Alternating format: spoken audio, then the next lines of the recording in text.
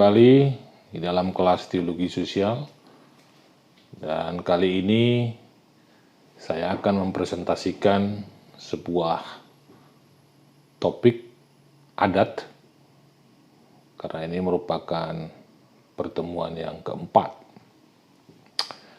Nah, rekan-rekan mahasiswa dan saudara-saudara sekalian, kalau bicara tentang adat, maka secara sederhana itu berarti berbalik kembali, datang kembali, berulang-ulang, dan kebiasaan. Nah, dengan demikian dapat disebut bahwa adat adalah suatu sikap atau tingkah laku, kebiasaan-kebiasaan, dan kelaziman-kelaziman yang sesuai dengan norma yang diturun alihkan dari generasi ke generasi. Nah, adat itu merupakan kebiasaan yang diproduksi oleh suatu masyarakat yang bisa saja berupa aturan atau kaidah yang umumnya tidak tertulis tetapi dipatuhi oleh masyarakat. Berupa petunjuk perilaku yang harus dan atau sebaliknya dilakukan. Atau apa yang harus atau sebaiknya tidak dilakukan.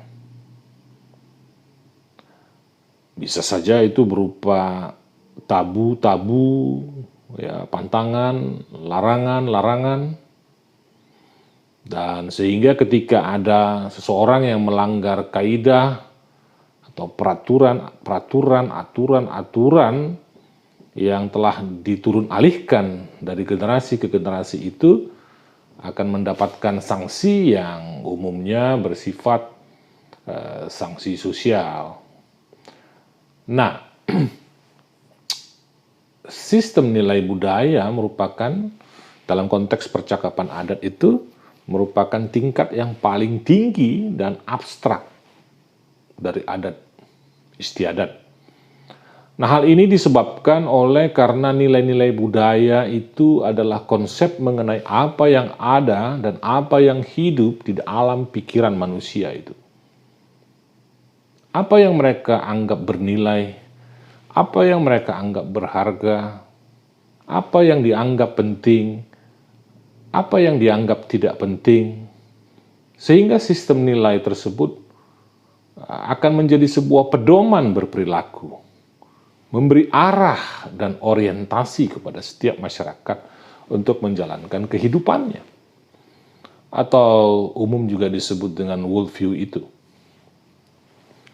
Nah, juga ketika kita berbicara tentang adat, maka kita juga harus melihat sistem religi suatu masyarakat, sistem religi suatu suku tertentu. Nah, sistem religi itu adalah adanya kepercayaan manusia terhadap sebuah kekuatan gaib yang dianggap lebih tinggi kedudukannya dengan manusia itu. Nah, sistem religi itu sangat ditentukan oleh aktivitas emosi keagamaan atau religious emotion. Nah, emosi keagamaan itu misalnya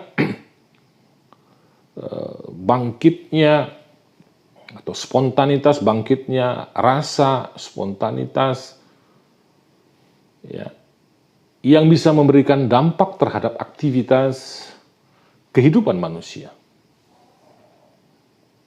Karena merupakan penilai terhadap benda, penilai terhadap tindakan, gagasan yang bahkan dianggap keramat, yang sakral. Nah, sebaliknya emosi keagamaan itu mendefinisikan suatu benda.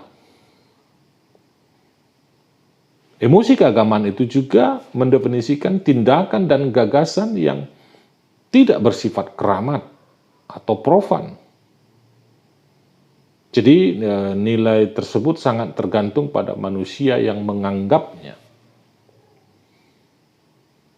Nah, di dalam konteks percakapan tentang gereja dan adat, mau tidak mau kita harus digiring ke dalam sebuah diskusi tentang sistem simbol dan bahasa. Yang pertama, sistem simbol. Sistem simbol itu adalah upaya kita untuk mengetahui makna adat di dalam sebuah kebudayaan. Sangat dibutuhkan upaya melihat dan memahami apa yang menjadi konsep makna dari sebuah masyarakat. Apa konsep arti dari sebuah hidup bagi sebuah masyarakat. Dalam konteks kosmologi sebuah masyarakat. Nah, menurut Clifford Geertz, bentuk-bentuk simbol itu harus dapat kita lihat dan rasakan secara empiris pengalaman. Karena melalui simbol-simbol itulah kita dapat mengetahui apa yang dirasakan oleh sebuah masyarakat. Nah, metode akan tepat ketika metode penafsiran simbol-simbol dalam sebuah masyarakat juga tepat dilakukan. Nah, setelah kita mengetahui makna simbol-simbol atau konsep-konsep tertentu suatu masyarakat, maka kita harus meneruskan penelitian proses dialektis antara detail-detail lokal sebuah masyarakat dengan konsep dan pikiran yang umum mengenai manusia. Itu yang disebut dengan struktur global. Nah, jadi sistem simbol itu penting, dan yang berikutnya adalah bahasa. Nah, bahasa itu kan adalah sebuah pengalaman hermeneutik. Apa artinya? Bahasa itu berfungsi sebagai media yang mana pemahaman nyata dan sebuah kesepakatan ditempatkan di antara dua orang.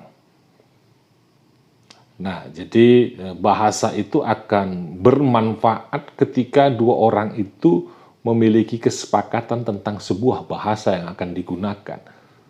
Gadamer dalam bukunya Truth and Method mengatakan bahwa masalah hermeneutik tidak memandang kepada penguasaan bahasa, tetapi lebih memandang pada pemahaman yang tepat terhadap teks di dalam konteks kekinian. Penguasaan bahasa menurut Gadamer merupakan sebuah prapaham, sebuah prakondisi untuk memahami sebuah wacana. Wacana antara penafsir dengan wacana di luar si penafsir. Dan wacana antara penafsir dengan dirinya sendiri di dalam konteksnya. Dua hal yang penting. Wacana antara penafsir dengan di luar si penafsir, dan wacana antara penafsir dengan dirinya di dalam konteksnya. Nah, wacana itulah yang akan melahirkan pemahaman. Interpretasi secara eksplisit dapat dikatakan sebagai bentuk dari pemahaman. Nah, kalau tadi bahasa itu sebagai pengalaman hermeneutik, bahasa itu juga bisa disebutkan sebagai pengalaman dunia. Artinya, dunia manusia itu dibentuk oleh bahasa. Bahasa akan menjadi bernilai terutama karena direpresentasikan di dalamnya.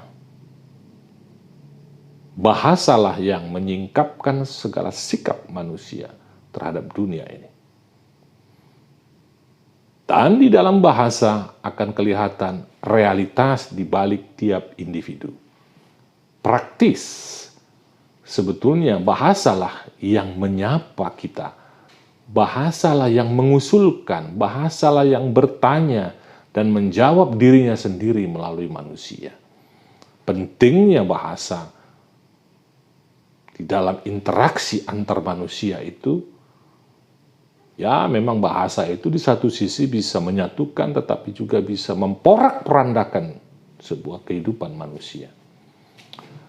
Nah, kedua hal di atas oleh Gadamer disebut sebagai perfect coherence, yang artinya proses pemahaman itu sendiri merupakan interpretasi. Apa itu? Merupakan interpretasi jika akal pikiran kita memahami, maka di dalamnya akan tercakup juga interpretasi. Sebaliknya, jika akal pikiran kita melakukan interpretasi, maka akan terangkum pemahamannya. Jelas akan nampak sebuah sinergi, hubungan yang saling kait-mengkait antara interpretasi dengan pemahaman. Nah, menurut saya, harus ada beberapa kesadaran bagi kita sebagai upaya berteologi di dalam konteks sosial, adat. Kalau misalnya kita menggunakan sebuah spektrum teologi ini ketika berbicara tentang adat, tentu korelasinya dengan bagaimana kitab suci kita, bagaimana tradisi kita, bagaimana dogma kita, bagaimana juga ritual kita itu kait-mengkait dengan adat. Nah, beberapa kesadaran bagi kita dalam rangka berteologi di dalam konteks yang pertama menurut saya juga, kalau kita meminjam cara berpikir adat ya, harus ada kesadaran bahwa kitab suci yang kita miliki itu juga selalu terbungkus dalam bahasa yang khusus. Dia terbungkus dalam sebuah kebiasaan, tradisi, dan cara melakukan sesuatu secara khusus. Membicarakan misalnya politik, agama, ekonomi. Itu terbungkus dalam suatu kebudayaan yang memiliki makna untuk menjelaskan sistem kepercayaan tentang Allah, tentang kebiasaan-kebiasaan yang mungkin saja itu bisa menyatukan masyarakat dan memberinya makna. Nah, jadi korelasinya dengan teologi adalah ketika kita membaca kitab suci, sadarilah bahwa kitab suci yang kita miliki itu dia dikelilingi, disekitari oleh bahasa-bahasa khusus yang bisa saja berbeda pemaknaan dan pemahamannya dengan bahasa kita saat ini. Begitu juga dengan tradisi yang mungkin tidak umum kita lakukan. Ketika di dalam kitab suci kita ada tradisi-tradisi baik hukuman, baik dalam interaksi antar tetangga, antar pemimpin, antar manusia dengan Allah. Itu semua punya konteksnya. Sehingga itu menyadarkan kita bahwa ketika kita membaca, kalau kita membaca kitab suci, harus ada kesadaran di dalam pikiran kita bahwa teks-teks, nats-nats yang ada di dalam kitab suci itu punya konteksnya sendiri, punya adatnya sendiri, punya tradisinya sendiri, yang bisa saja berbeda dengan konteks, dengan tradisi, dan dengan adat kita. Bagus kalau sudah ada kesadaran itu. Yang berikutnya, gereja harus memiliki asumsi bahwa Injil bukanlah miliknya. Ya. Gereja harus memiliki asumsi bahwa Injil bukanlah miliknya, tetapi milik orang lain juga. Artinya, terlebih dahulu kita harus meneliti kebudayaan yang mana kita berada di dalamnya. Di mana saya berada, maka apa budaya, adat yang ada di sekitar saya. Dan bisa saja kita lalu dengan nilai-nilai, dengan norma-norma yang ada di sekitar kita itu melakukan interpretasi terhadap Injil yang diinspirasikan oleh konteks setempat, konteks Alkitab, kitab suci. di mana mereka juga memiliki pemahaman tentang Allah yang sangat ditentukan oleh konteks mereka juga. Karena pemahaman mereka tentang Allah bisa saja berbeda dengan pemahaman Allah menurut kita, karena kita punya situasi dan kondisi yang tersendiri yang berbeda. Nah, artinya, jadi Injil itu bukan hanya milik gereja, tetapi milik orang lain juga. Nah, yang berikutnya, harus ada kesadaran bahwa konteks itu memiliki pengalaman religius. Artinya, melalui pengalaman, apakah itu secara individual maupun komunal, itu akan membentuk pondasi kepercayaan masyarakat. Ya, pengalaman setiap individu, dan ketika individu itu berada di dalam sebuah komunalitas, dalam sebuah komunitas, itu akan membentuk kepercayaan masyarakat dan individu itu.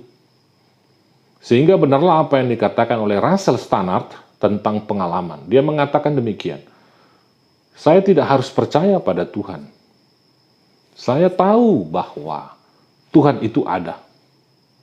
Itulah cara saya merasakannya. Saya tidak harus percaya pada Tuhan, tapi saya tahu bahwa Tuhan itu ada. Itulah cara Stannard merasakan Tuhan.